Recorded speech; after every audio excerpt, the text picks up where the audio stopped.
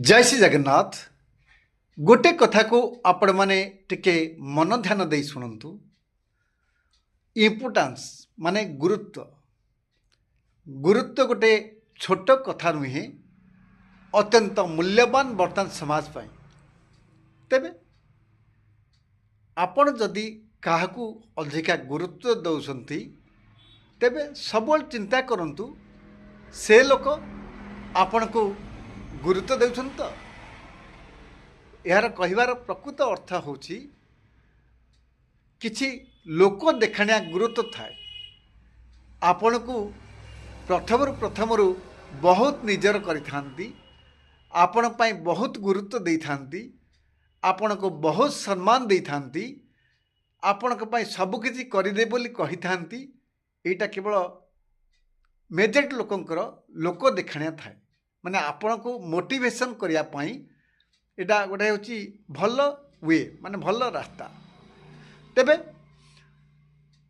प्रकृति रे जदि आपण को जे गुरुत्व दौ नहीं, आपण कथा को सम्मान देउ नहीं, आपण कथा को मानु नहीं, तेबे आपण ताठार प्रकृति दूरी जातु। अवश्य सी आपण को भावबेल कर दे थाए, आपण को मोटिवेशन कर दे थाए। एते जल्दी संपर्क छाड़िबा कष्ट ही जाई थाए, किंतु संपर्क को छाड़ी दियंतु।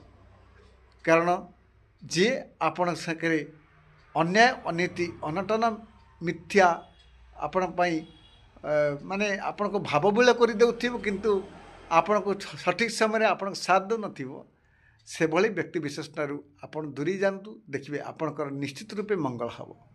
कारण आपण आशा ठारू अधिक आशा करथिबे, किंतु से आपण कथा को ग्रहण करू नथिबो।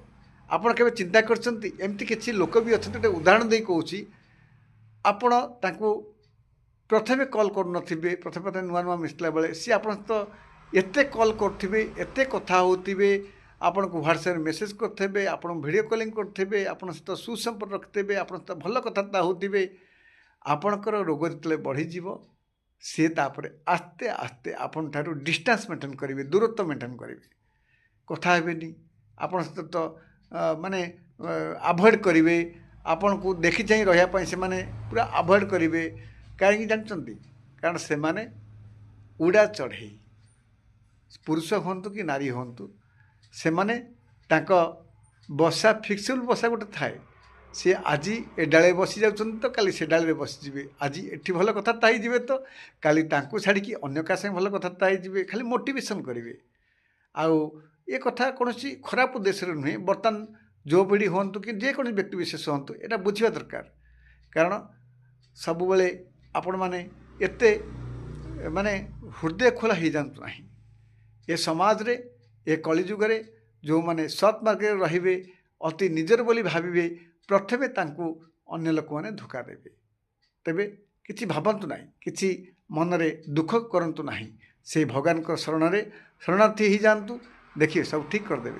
कहीं ना जी आप गोटे गोटे लोक मन करतु, धन्य एग्जांपल धन्य मो देहटा असुस्थ हो जाइए, आपड़ से मो सहित गोटे लोक बहुत क्लोजली मिसथिब, मो देह कथा जो शुणव ता कष्ट लगनी।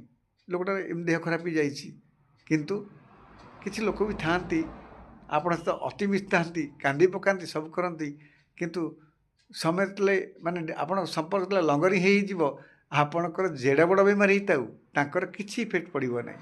एमती बेले बेले समय आसता है जी गोटे लोक घर पाखर मरी जाए तो एग्जांपल गोटे लोक किडनी अफेक्टेड मरी जाए, मोर धन्य किडनी अफेक्टेड होने मुझे कहती देख मोर किडनी अफेक्टेड हो गला, सी उत्तर तो हाँ हाँ आम घर पर गोटे किडनी अफेक्टेड था, सी मरीगला। माने आपण को सी एक बुद्धि दे तुम भी जल्दी बहुत जल्दी मरजीव है। किए सीना आपणकर सपोर्ट दे कह कि हेनी, भगवान असंती कि चेष्टा चालू आपण कर्म अनुसार आप फल पाइबे ना, सेमती ना। लोक मैंने भी एमती अच्छा। तेबे जन्म मृत्यु तो लगी रही। गोटे उदाहरण दे कहूँ, मरिया को मनुष्य केवे डरवा भी ठीक नुह, किंतु गोटे कथा मन रखिथांतु, जदि एभली लोक आपण सामने आसुचंती कष्ट हम दूरिया, बहुत जंत्रणा हम दूरिया। कहीं जानते आपन से निजर भावी देते, किंतु से दूरी जातु। दूरी देले कौन हम जानते तो आपणकर मंगल निश्चित हम। मु खराब उद्देश्य कहूनी, एटा बुझा उद्देश्य कहूँ। रहुची। जय श्री जगन्नाथ।